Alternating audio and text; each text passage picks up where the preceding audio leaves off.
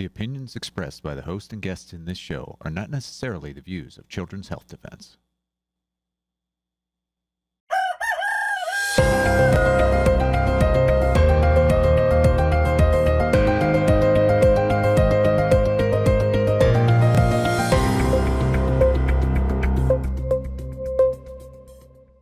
Well, good morning, CHD. It is February the 1st, 2026. My goodness, Mary, this is really racing on already. Racing.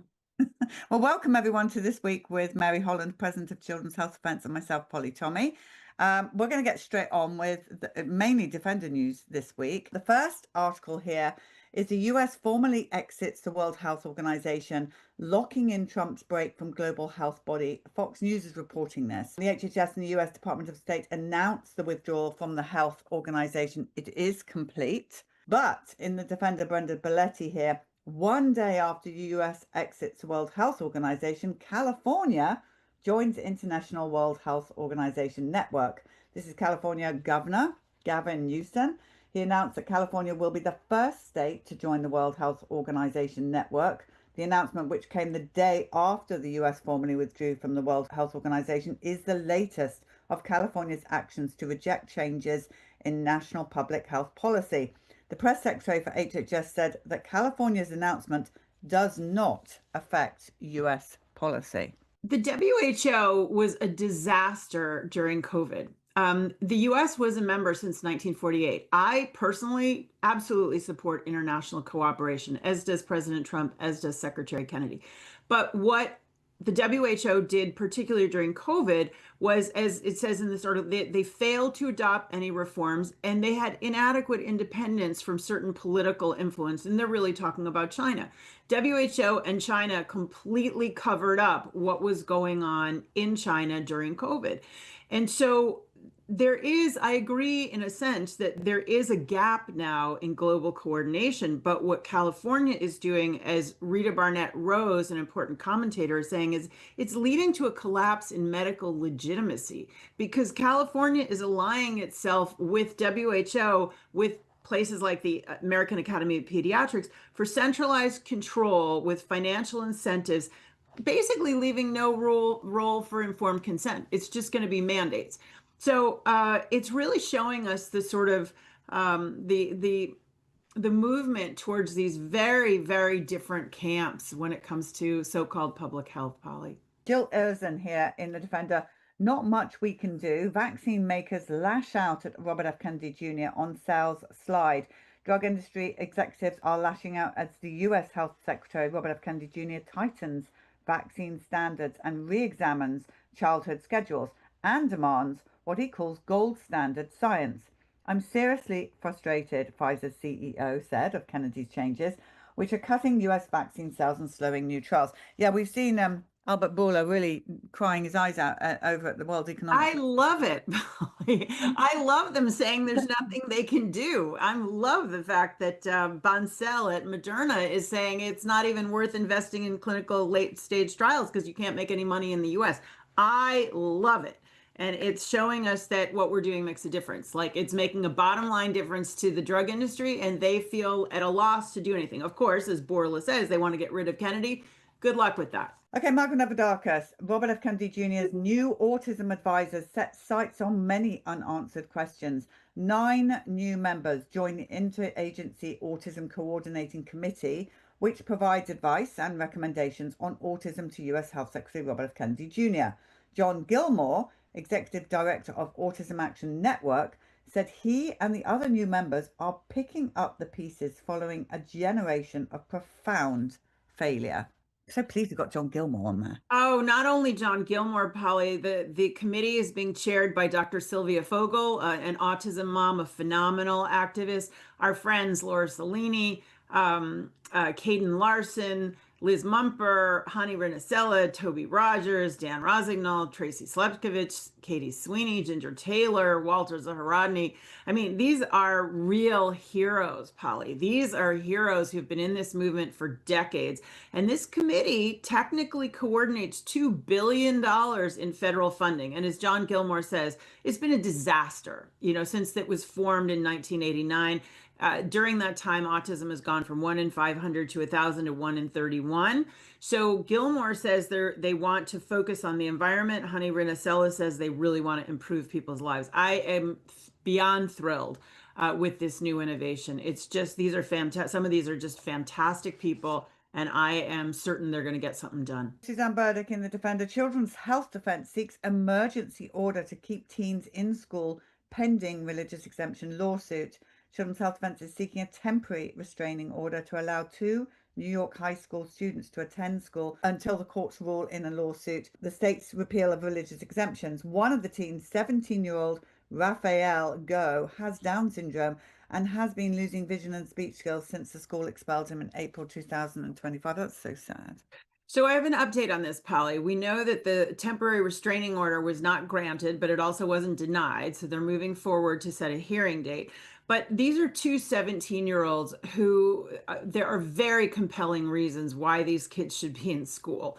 And what we're highlighting is how arbitrary and absurd New York State's policies are. And at this point, the Supreme Court has said you have to look at this very critically, and the state has to show that they're using the least restrictive means possible to infringe on things like parental rights and on free exercise of religion and on equal protection. And that's obviously not happening here in New York. Literally, these policies are irrational because they're allowing teachers and staff to be unvaccinated in the school. They're allowing 18-year-olds to be in the school unvaccinated, but they're requiring everybody under 17 to not be able to go to school if they don't have their XYZ booster from Tdap or a meningitis shot. So I am really excited about this case. This is a part of a larger group of plaintiffs and Children's Health Defense itself as a plaintiff, and we are challenging the constitutionality of the repeal of the religious exemption in New York in 2019. So stay tuned. This is a really important case, and I'm very hopeful about it. Yeah, wonderful. Michael Novodakis, blind compliance. California threatens funding for schools with low vaccination rates. California is auditing 428 schools with low vaccination rates amid declining vaccination levels for kindergartens and a rise in measles cases that health officials blamed on the unvaccinated. EdSource reported this: school districts with a vaccination rate of less than 95% are at risk of losing average daily attendance funding from the state.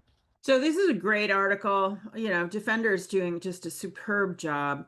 There's some great quotes in here, Polly. So Ray Flores, senior outside attorney with CHD, says that actually medical exemptions are granted to 0.1% of students in California. Rick Jaffe is saying basically what this case is about is the schools can allow kids in for a grace period while they get up to speed. So that may be 10% of kids overall who aren't completely up to speed with their vaccine requirements. But as Greg Glazer, another attorney we work with, says, these are just bullying tactics of a surveillance state. And Rita Barnett Rose, another California attorney we work with, says California treats pharmaceutical orthodoxy as a political identity. And I think that's exactly right. This is becoming, whether you're vax, you're pro-vax, or you're anti-vax, so-called, it's becoming so much more than just like, do I want this shot or not? Do I think it's safe or not? Do I think the risk-benefit trade-off is appropriate? It's becoming a political identity, Polly, which is crazy. But that is what's happening, and certainly it's what's happening in California. 8-week-old dies of SIDS 1 day after routine vaccines were the shots to blame. The death of an 8-week-old in the UK, it's a UK boy, was found unresponsive in his crib 1 day after receiving more than one routine vaccine, has been attributed to SIDS. The baby's death certificate and an inquest did not list a cause of death. However, researchers linked vaccines to SIDS and infant deaths. I mean, Mary, how many more babies have got to die, honestly? Another fantastic article, but Polly, I really feel like we are making headway in waking the world up that there's no such thing as sudden infant death syndrome. There's vaccine-induced death in infants.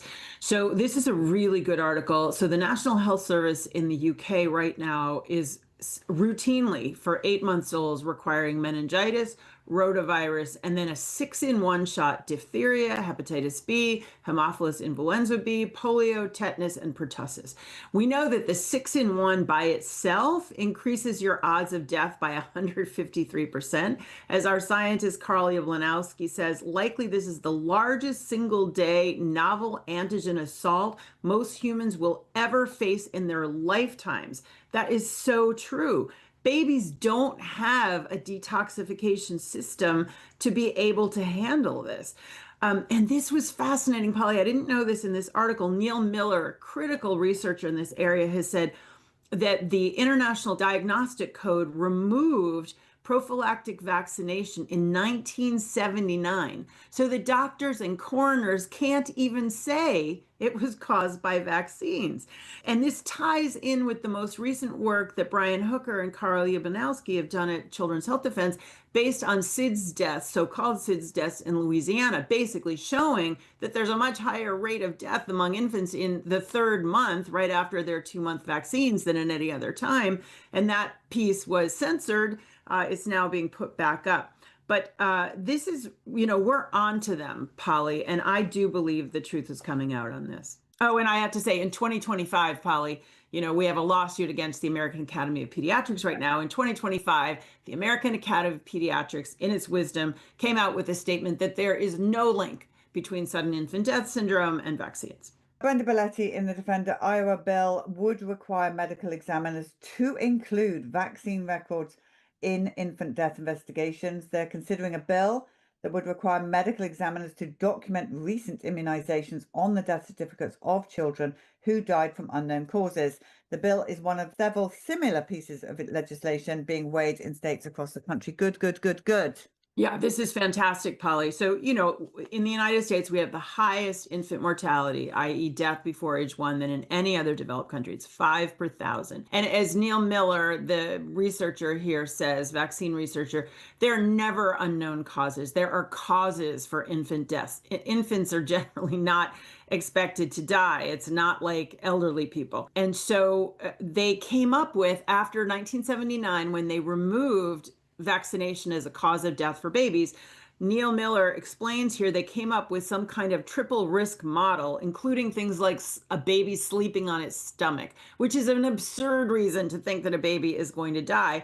But as this article points out, it leads law enforcement to suspect parents of murder. In fact, in the case that we're sponsoring against the American Academy of Pediatrics, Ms. Shaw is the mother of twins who died on one day after vaccination, and she's still under criminal investigation for homicide. That's what happens when you lie, this, and like the American Academy of Pediatrics is doing, and you say there's no connection between SIDS and vaccines. So I'm really delighted that Iowa and other states are getting on board to say you have to track vaccination status when it comes to a baby's death. Yeah. I still can't believe we're reading these kind of headlines or discussing these conversations. Polly, there's a lot of great stuff happening. Yeah. As much as there's bad stuff happening, there's great stuff happening. Pharma is saying there's nothing they can do. We're suing to say that the repeal of the religious exemption is unconstitutional. SIDS is actually being hammered. The next article is also really great news. Yeah. Okay. So this is Marianne DeMarcy. After years of pushing HPV vaccines as safe and effective, CDC is now taking a closer look. For the past 20 years, CDC vaccine advisors' approach to HPV vaccination followed a trajectory of expanding eligibility, strengthening uptake, and adding new indications.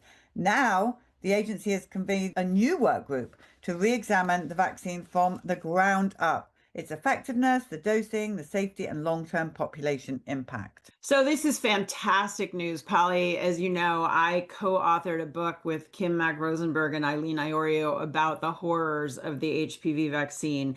And now Professor Retsef Levy at MIT, who's on the ACIP committee, is chairing a subcommittee about the HPV vaccine. And they now have a charge to review vaccines every 7 years to look at the evidence, which is fantastic. So they're recruiting people to be on this HPV panel. And Marianne Damasi, who's done excellent research about the HPV vaccine, about Gardasil in particular, says we need to look at the adjuvant that they use, AAHS, the DNA contamination, all the information that came out in litigation that Children's Health Defense helped to participate in. As she says here, this is a vaccine that's long been treated as untouchable, and it's now actually going to be looked at seriously. So I'm just thrilled about this. It's great news. It is great news. We're staying on the HPV. Another article here, Brenda Belletti, completely misleading. Scientists accuse Cochrane reviews of using biased studies to claim HPV vaccine prevents cancer. Experts who analysed 2 Cochrane reviews on HPV vaccines suggested the authors dramatically overstated the safety and efficacy of the shots.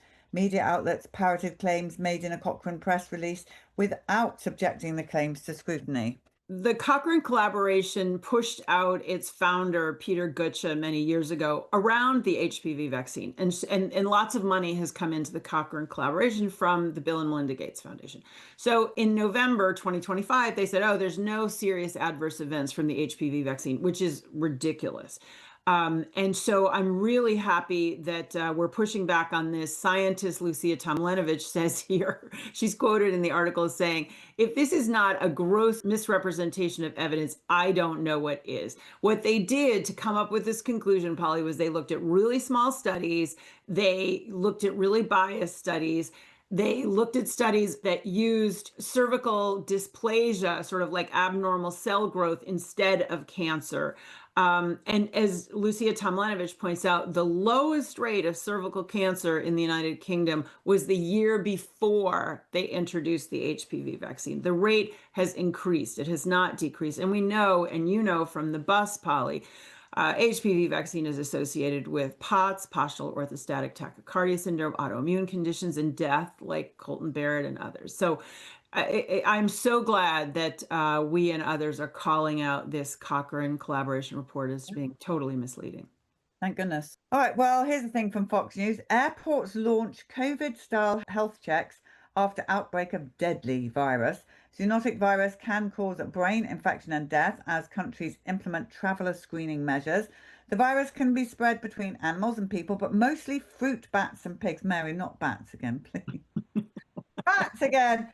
They should at least switch out their zoonotic origin every now and again. Right? Change the record, everyone. Anyway, so watch out for your health checks. I mean, I don't know about you, Mary, but I'm not having any. Polly, you know, we know that the airports are where we see the future most clearly, not only with the, you know, you take off your shoes and everything goes through the x-ray and you have to go through the body scans as if you're a criminal suspect. But I've noticed in the airports now, and then the facial recognition software that they use everywhere now, but I've even noticed when you're leaving the airport, there's a door that closes behind you before the door in front of you opens. So you're literally like in a rat trap. I mean, the airports are becoming incredible surveillance points of contact. And so there's no surprise that they would be amping up a disease scare in airports. No, and I was saying on Financial Rebellion, when I traveled to England over Christmas, there was a poor woman trapped, Mary. Oh my gosh. Oh my gosh, I believe it. Obviously, it's to trap people. They're gonna know who you are through the facial recognition, through all of the stuff, and they're gonna trap you in those little glass boxes. That's what they're for, clearly. UK health officials covered up reports of heart damage linked to AstraZeneca vaccine. Data obtained through a Freedom of Information request shows that in 2021 alone, the UK's Medicines and Healthcare Products Regulatory Agency received 48,472 reports of adverse events linking the AstraZeneca and COVID-19 vaccine to heart conditions. UK public health authorities knew about the reports but continued to tell the public the vaccines were safe and effective.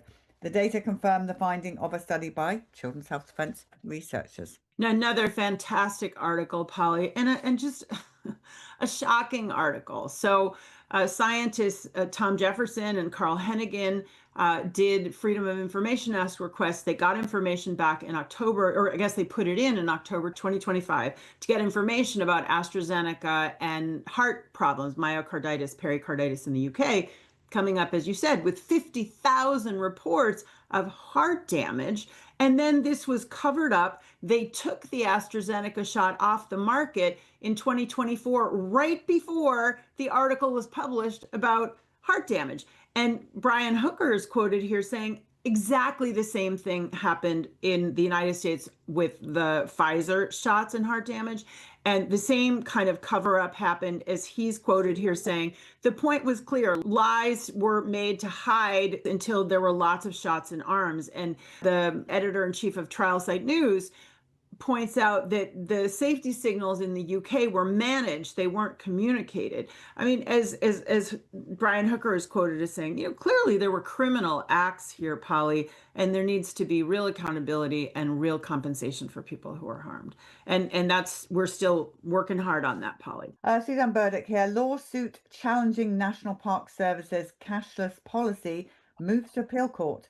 This is attorney Ray Flores. He's appealing the dismissal of a federal lawsuit funded by Children's Health Defense that challenges the National Park Service's cashless policy. Preserving cash protects freedom, Flores says, and he's quite right. Yeah, so Polly, cash it allows us not to be tracked and traced all the time. And so this is a case where a woman goes to a national park here in New York State. She says, I want to pay with cash. And they say, no, we don't take cash. Cash is legal tender in the United States. If a federal agency will not take cash, it really is sending us a very strong signal. We're moving towards this cashless society, and the government itself is doing that. And so it's very important that we appeal this case. As Carolyn Betts, the general counsel of Solari and star of Financial Rebellion, says here, using cash as much as you can is one of the most important things we can do to stop the creeping digital control grid. And I know that you, Polly, with Catherine Austin Fitz and Carolyn Betts, cover this every Thursday, and it's so important. As Patrick Wood, the founder of Technocracy Now, is quoted in this article as saying, is like, with artificial intelligence and blockchain technology, we are truly moving towards a kind of technocracy where everything is controlled. Everything is controlled. Your time, your money, your food, as we'll talk about more. And we just can't have that, Polly. That's just not a human future. All right, well, let's talk about the geoengineering roundtable that you had this week, Mary. Many people very, very grateful that you held this. Tell us about it, because it was a great article here in the Defender, Brenda Belletti. Yeah, I think Brenda did a great summary. So, geoengineering is a very important issue, Polly, and it's a controversial one. Is it real? Is it not real? Who's behind it? What is it doing? What's in this spraying that we seem to be seeing in the skies? So we often, as you know, almost every Sunday, we have Dane Wigington of Geoengineering Watch, and he does a great job. But I wanted to get other people in the freedom science movement, environmental movement to debate this and to talk about it. So we had Meryl Nass, we had Charles Eisenstein, James Corbett, Patrick Wood, and we had a very interesting conversation. There was a lot of agreement. Everybody agrees that geoengineering is real and that it's a problem, but there's disagreement about how much is it a problem. Is it more a question of the propaganda? Is it about the mindset? How big a piece is this? Is this really absolutely the most important thing for humanity to look at? And Brenda Belletti's excellent summary ends on the kind of note that we are in a kind of omni-war. And I'm so grateful that we've put up the 2 seminars that Patrick Wood convened about the omni-war that we're in. And a lot of this really comes back to humanity's relationship with nature itself. Are we a part of nature, or do we seek to control all of nature? And it really is, it comes down to that. What are we doing? Geoengineering is fascinating and very still opaque to us, but I do think that the conversation, to me personally, was illuminating, and some great minds in that conversation. I'm grateful that they all came. Brenda Belletti, EPA promises gold standard review of fluoride as agency appeals decision in landmark lawsuit. This is 9 months after announcing it would expeditionally review the science on the risks of fluoride in water. EPA announced its plans for that review. On the same day, the agency filed a brief in its appeal of a landmark court ruling that ordered it to regulate the chemical. So, Polly, I have to agree in this article with the statement by attorney Michael Connett on this case, where he says, we don't need another study, just protect people. People are getting, babies in particular, and young children are getting too much fluoride, like take action. And instead, the EPA seems to be dragging its heels a bit, and it seems to be saying, no, we shouldn't be using the Toxic Substances Act, we should be looking at the Safe Drinking Act. They're appealing the decision, saying that the judge overstepped his boundaries. Frankly, Polly, it's disappointing to me. We need for the EPA to be getting rid of fluoride. Full stop. Yes, we do. All right. Well, this is alarming. Insects are vanishing from the earth. Why some doctors are terrified. So these insects are vanishing across the globe, and their disappearance is a clear signal of environmental harm. Yet medicine and public health officials continue to treat the environment as separate from human health. When the smallest, most sensitive forms of life can no longer survive, people should pay attention. I love this article. Do you, Mary? Yeah, this is a great article by Dr. Joe Verone, who leads the Independent Medical Alliance, and it appeared in Brownstone Institute's publications. And what Dr. Verone is saying, like in medicine, sometimes silence is the most important signal. And we basically have a 50-year trend of the silencing of insects. You don't see them on your windshield when you drive anymore. You don't hear all of them at night. And this is really, he points out statistics that 75% of the insect population was gone by 2016. 40% of insects species are facing what he calls functional extinction. In other words, they can't play the role that historically they played in nature. It's very troubling, and it is crazy, Polly, that the kind of public health or even medical community doesn't really look at what's happening to other living creatures in our environment. So I think it's a very important article. Michael Nevadakis in the Defender. World Economic Forum calls for cultural revolution to promote lab-grown meat. Jeffrey Tucker, president and founder of the Brownstone Institute, said there is near zero market demand for lab-grown frankenfood produced by the same intellectual class and lab technicians who have given us poison food and medicine. Yeah, we don't want your lab-grown meat. Nobody wants it. Well, thank goodness that there's no demand, Polly. Thank goodness for that the stock for these Beyond Foods has plummeted. But I think that there's some important comments in this article, one from Carl Yablonowski, our senior scientist. He says lab-grown meat has all the unknowns of any new technology, like COVID shots. Sayer G says there are novel risks. These lab-grown meats rely on immortalized cell lines, i.e. cancer cell lines, and they have the potential to be causing cancer in people. It also moves us towards the control grid of total dependency on a centralized industry for food. We've always had decentralized food systems. So I'm happy the article points out that 7 states, Polly, have already banned lab-grown meat. And until a lot has changed, I'm happy to see that. This is the Alliance for Natural Health International in the Defender here. Energy drinks. They fuel anxiety, sleep loss, caffeine dependence in kids. They pose serious health risks for children at a critical stage of brain and body development. Many products deliver near adult levels of caffeine in a single can, yet US and UK regulators allow the drinks to be sold with minimal oversight and weak warnings. Polly, I had no idea. This article says that in 2024, this was an $80 billion industry. And not only is it associated, like you said, with sleep and anxiety, it's also associated with smoking and alcohol use. And there's basically no oversight. And it's basically making our kids chronically stimulated, right? They're like on coffee, they're caffeinated all day long. It's horrible, Polly. It's just horrible. Well, don't worry, Mary. They've got drugs for kids that are stimulated. Yeah, right.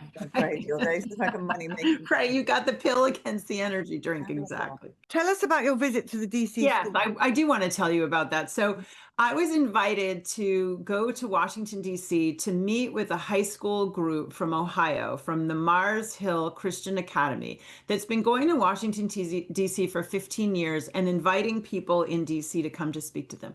And the students themselves, these high school students, had had chosen health as their topic. And they reached out to me several months ago that they wanted to hear about vaccines. And candidly, Polly, I was a little skeptical of like, do you really want to hear about vaccines? Are you sure your parents are going to be okay with this? But I went back and forth with the teacher and with the student, and they were very sincere and they were very thoughtful in their approach. And I gave a talk to this group of about 50 high school students. And it was really interesting, Polly, because these students, age 14 to 18, bright, young, young people, young adults, they didn't bring all the biases. They didn't bring all of the preconceptions that older adults and parents bring to this issue. So they were asking great questions like, why do you think vaccines could cause autism? And what about, are there confounding factors in the studies that have been done? And I was just, they took it seriously without it being a pro-con. They were trying to learn. It was so refreshing. And it poses for us, Polly, the question of how do we reach younger people with the issues that we're talking about, so that we reach people before they have children, so that they will really understand that there are tremendous risks in vaccinating their children. So it was really refreshing. It was really a pleasure, and it really has spurred us to think harder, Polly, about how do we reach young people. I know that Bella, your daughter, is doing Mothers to Be, which is fantastic, on CHD TV, but we really, I think, as an organization, want to be thinking, and I love our audience to help us think about how do we effectively reach out to more young people. Yeah, the college students, you're absolutely right, the high school students. I mean, these were high school, perfectly intelligent, thoughtful students. They had done some homework before I got there, but absolutely, we need to be reaching out to probably high school students, but certainly college students. Wonderful. Well done, Mary. That's brilliant. Okay, well, look, everyone, Mary and I'll be back next week, and I'll be live with you tomorrow on Monday, the 2nd of February. 2026. It's incredible. Mary, thank you so much. I think on the whole, great news this week. There's a lot going, and Polly, I tell people 2026 is our year, right?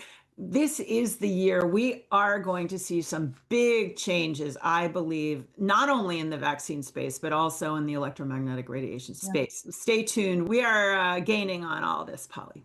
We are. All right. Well, look, everyone, pray big, stand firm, never settle. Mary and I'll see you next week.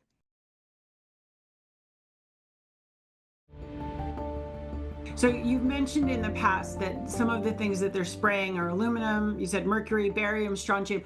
How has that been measured? How do we know that fact, Dane, those are the particles that they're using for solar radiation management? From lab tests of precipitation all over the country, several hundred with the University of Minnesota alone. So if people make the mistake of testing soils, that's a mistake. Even though they are being contaminated from what's falling from the skies, you can't isolate the contamination. That's why we test precipitation. Once it hits the soil, you can argue it came from different sources, right? And we're avoiding that. So on the first sampling mission, we started at the Baltimore-Washington International Airport. The University of Maryland has a twin-engine Cessna that is a flying laboratory. It has a sampling nozzle at the front of the plane that collects air samples prior to any contact with the plane or the engines or anything behind. Those samples are then taken through a tube, pass through a filter cassette, and these filters are glass fiber filters that are pretty large pore space filters that do effectively capture ground pollution. So PM 2.5, those particle sizes are 2.5 microns, and they've done a really good job of it. But it's not really the proper equipment to completely evaluate the number of particles that might be smaller than that. And we're talking 10 to 100 times smaller than the PM 2.5 particles. But those do capture some of them. And we flew in an air-controlled zone and basically flew big circles trying to get to altitude, but the control towers wouldn't actually allow us to reach the altitude that we needed. They basically want you to pass through that zone. The second flight that we conducted was flown from BWI to Albany International Airport. All right, we're just in pre-flight here. This morning, we observed emissions from several planes, several high-altitude planes, flying between 25 and some up to 40,000 feet. And the trails that were left behind these planes spread out into a confluent layer. And the low angle of the sun in the morning allowed for us to observe the polarizing effects of those particles using simple polarizing lenses. We could see these obvious patterns that were being laid out in the sky. We were really thankful for the opportunity to be able to get up to altitude, that we could observe these materials and sample that cloud layer. Our intention was to do a point-to-point sampling mission where we could actually reach altitudes, approaching 20,000 feet. Unfortunately, on our flight from BWI to Albany, the layer that we observed was at 27,000 feet, and I think we made it to about 23,000 feet perhaps, and so we were below that confluent layer that we observed. We landed, had lunch, they refueled the plane. We have two blank control samples. One was taken prior to the flight, one was taken after the flight. So we should have, again, two blank samples, and actually three samples, one on ascent, one at level flight, and then slight ascent from 17,000 to 21,000, and then changed the filter and took another sample, a third sample, as we descended. And then on the return mission, though, we noticed that that cloud layer had descended from 25 or 27,000 feet to about 17,000 feet. So we could easily reach through that, and we sampled below the cloud layer, and I'm saying cloud, I mean an induced cloud layer. We sampled through that confluent layer and above it.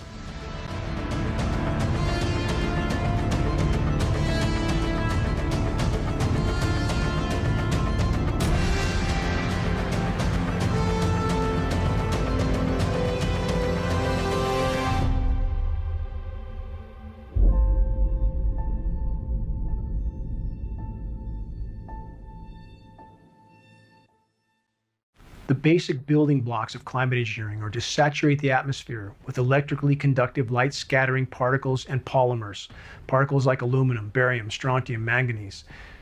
In the case of so many of these elements, and there are other elements too that are used specifically, and this applies right now for the particular season that we're in, chemical ice nucleating elements, which can and are transitioning what should be a liquid precipitation event into a frozen precipitation event. These are endothermic reacting elements. That's the reason for the massive baseball and softball size hail during some of the seasons. We're seeing that again right now, by the way. Mary, have you seen the temperatures in, for example, Texas, how high they are?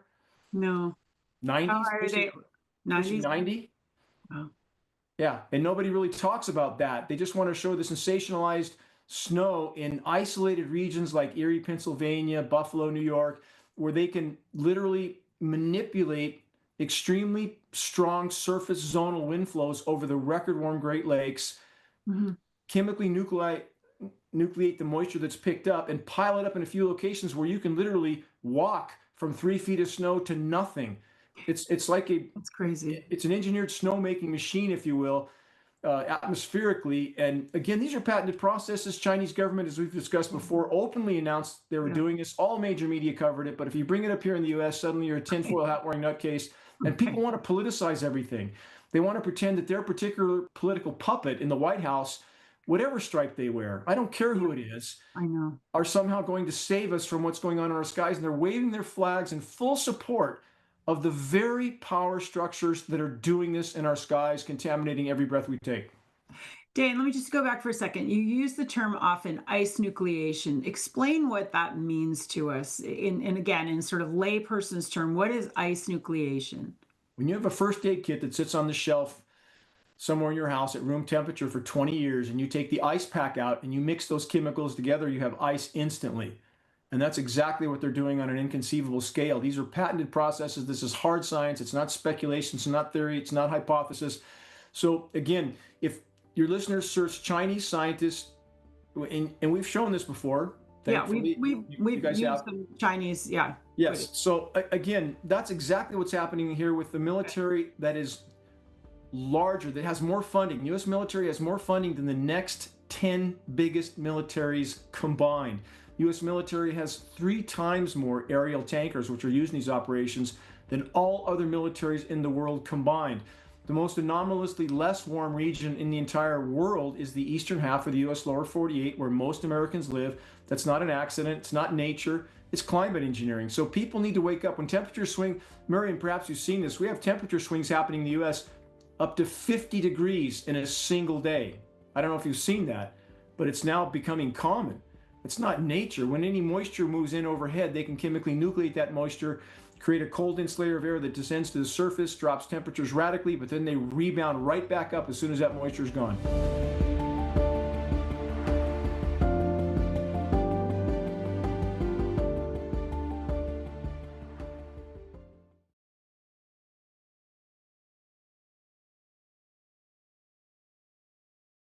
Okay, we're live.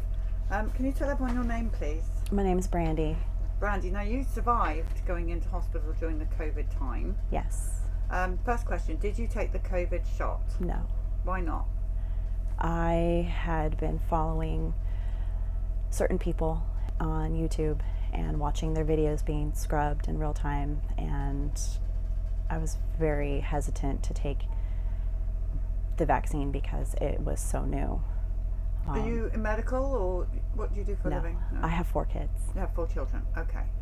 So, did you have one of those pulse things on the finger that told you your oxygen was low? I was keeping track at home, yes. With a finger? Yes. Okay. And what made you get one of those pulse things on the finger? Did you hear about it on the news? Was it the doctor? My son had asthma as a baby, so we had one at home already, and knew to keep track of the pulse ox for chest conditions and breathing issues. And I could feel that my chest was having those symptoms. So I knew that I needed to keep track of my pulse and my oxygen levels. And they dropped to 88, and that's when I knew I needed to go in. So how did you get into hospital? So I had been sick for 2 weeks and my symptoms were not clearing. I tried to go to urgent care, and they told me I had to call to make an appointment to go in. But this is the same urgent care we'd been using for about 10 years, and I knew that wasn't normal protocol. They got me in the next day.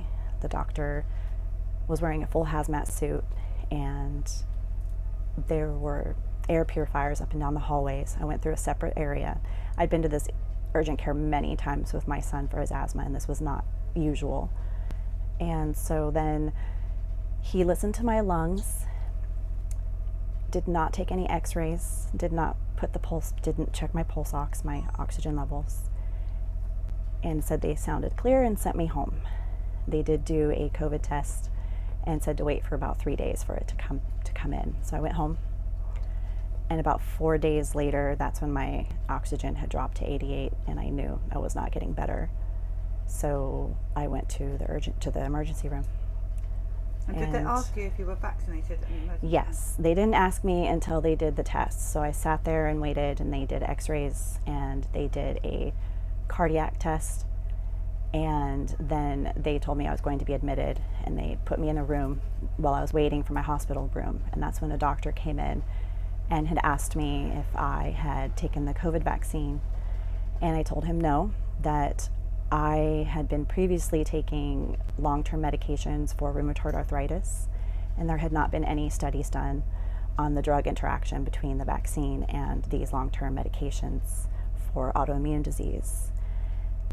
And he told me that my lungs looked terrible, became indifferent, and told me good luck and left the room. Good luck? Yeah. Right. Yeah. So what happened then? So then I was admitted.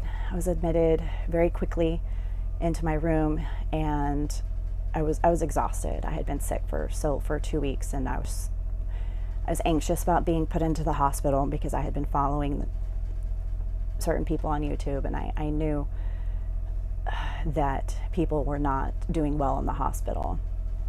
But I wasn't able to get the steroids and antibiotics that I needed to get better with the pneumonia. And this was the only way that they were going to treat me. So they got me into my room, and I was told I had to sign a bunch of paperwork that basically said that they could take extraordinary circumstance or protocols in the case of a worst case scenario, which basically meant ventilators. And I signed everything because I was so tired, and I knew I just needed the antibiotics and the steroids, and I needed rest. And so and there was no one there. I had no one with me. My husband wasn't allowed to come into the emergency room with me. He tried. He stood in line waiting. The line was out the door. They wouldn't let you come in except like one at a time into the emergency room. And when he got to the door, they said he couldn't come in with me. So I was by myself, and that's how I was admitted.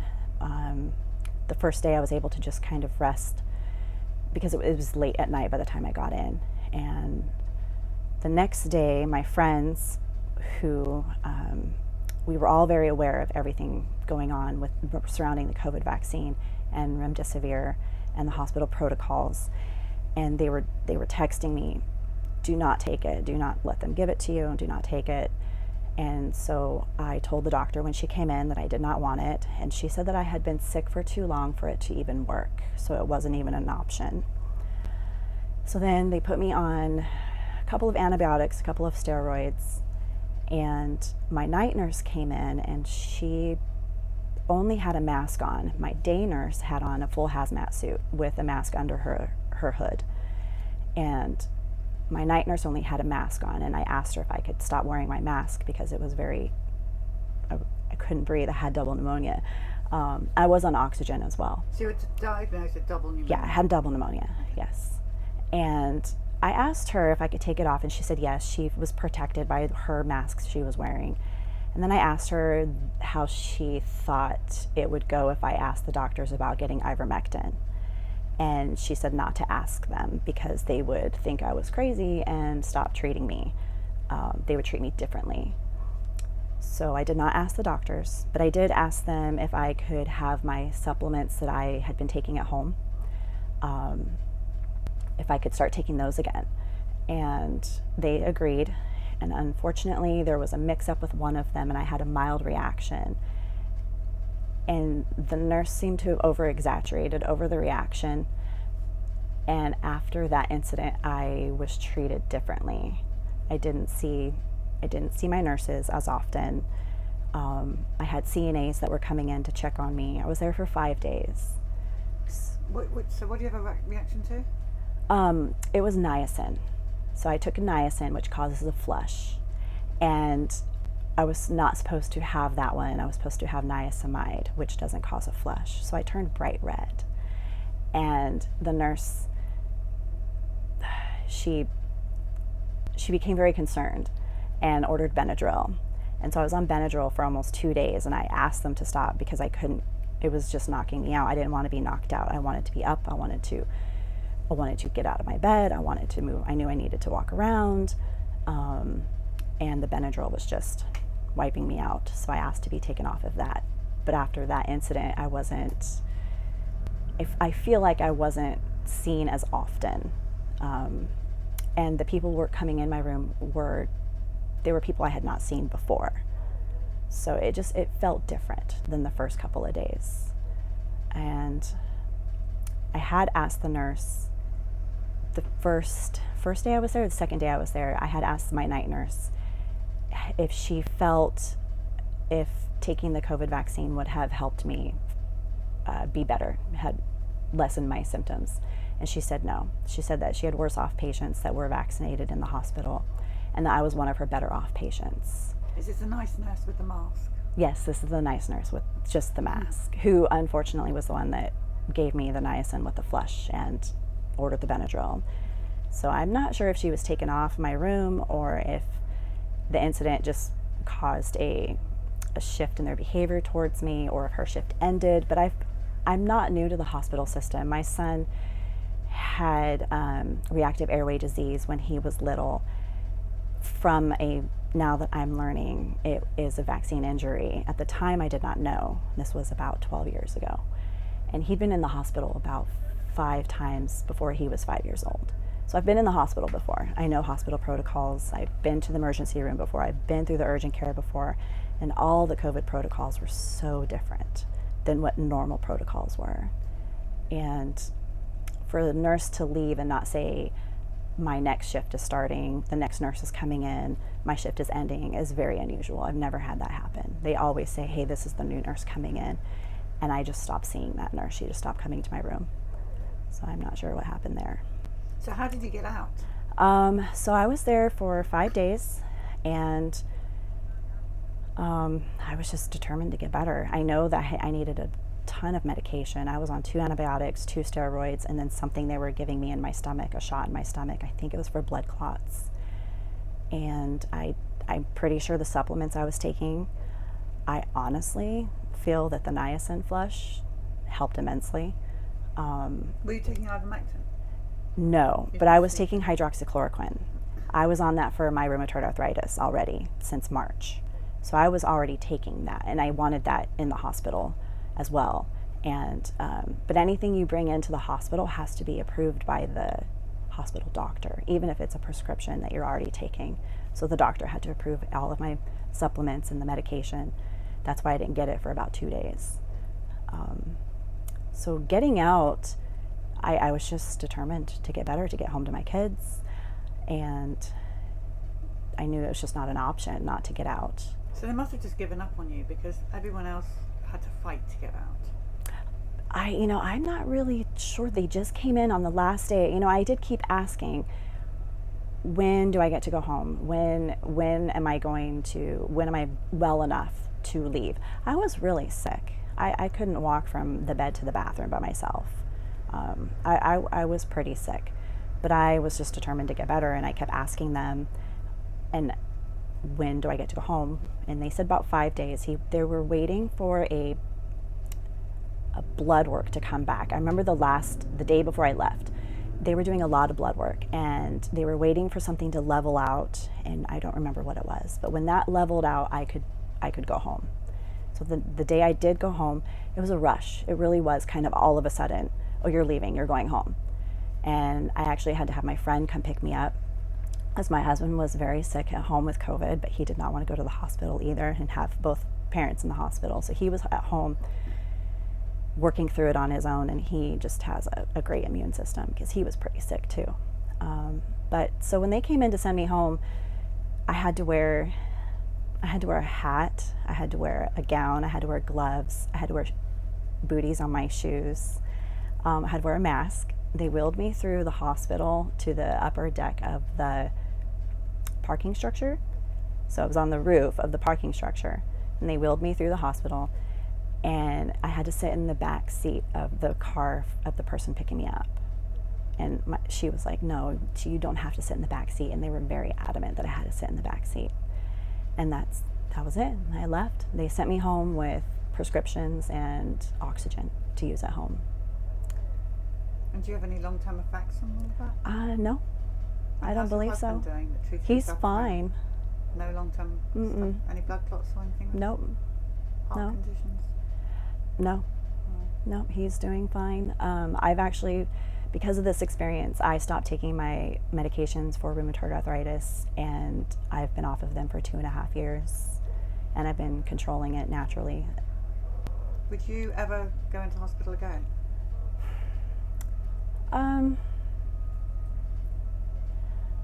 I would have to say yes, but only if there was nothing I could do at home first. It would be, I hate that I had to go in the first place, and I feel like I was forced to have to go because I had pneumonia before. I had pneumonia 7 years ago, and that same urgent care I went to, they took x-rays there, and they sent me home with antibiotics and steroids, and I recovered at home from pneumonia.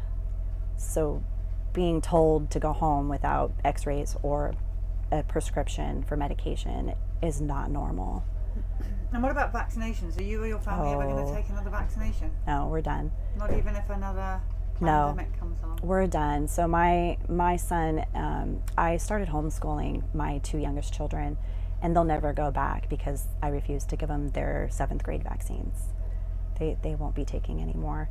We've never done the flu shots, and we've only ever done the childhood vaccine schedule because it's what you do. I didn't know much of anything until about 3 years ago. 2020, I really woke up to all the vaccine injuries, and that's when I realized that my son's asthma as an infant was related to his, I want to say it was his 10-month vaccines. Unfortunately, all 4 of my children are, except for the HPV. I would not give that to my children. It was too new. Even though I had given them their childhood vaccines, I was very hesitant to give them any new vaccines. But no, I won't. You're done. We're done. Yeah. Anything else you want to add to the story? I know my story is not as intense and as sad and tragic as others that have lost loved ones in the hospital. But we were just normal people living our lives, and just knowing that the hospitals and the medical industry are allowed to do things like this to people. I just want people to know that they're not alone. We're just normal people out there living our lives with this stuff happening, and we know it's not okay. Yeah, I think that's it. Thank you. Thank you for telling your story. I'm so glad you made it out. Yeah, me too.